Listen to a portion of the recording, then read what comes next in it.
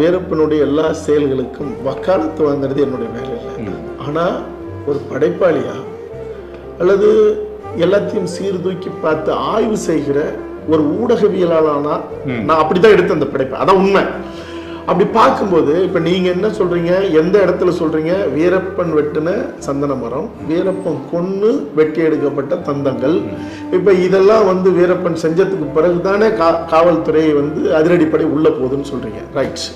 நான் என்ன சொல்றேன்னா, வீரப்பனை சந்தன மரம் வெட்டுன்னு சொன்னவன் யாரு? இதெல்லாம் நீங்க சந்தன காடு பார்த்தா தெரியும். இப்ப இணையத்தில் இருக்கு. காவல்துறை அதிகாரியும் காட்டிலாக்க அதிகாரிகளும் தான் வெட்ட சொல்றாங்க.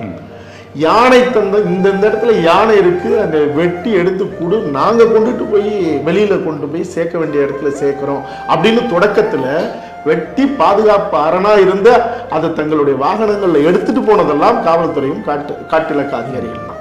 அப்ப நீங்க எங்க பார்க்கணும்? ஒரு தவறு செய்யறவனை விட தவறு செய்ய எவன் தூண்டுகிறானோ அவன் தான் முதல் குற்றவாளின்னு சொல்லுது சட்டம். அப்படிதானே சொல்லுது.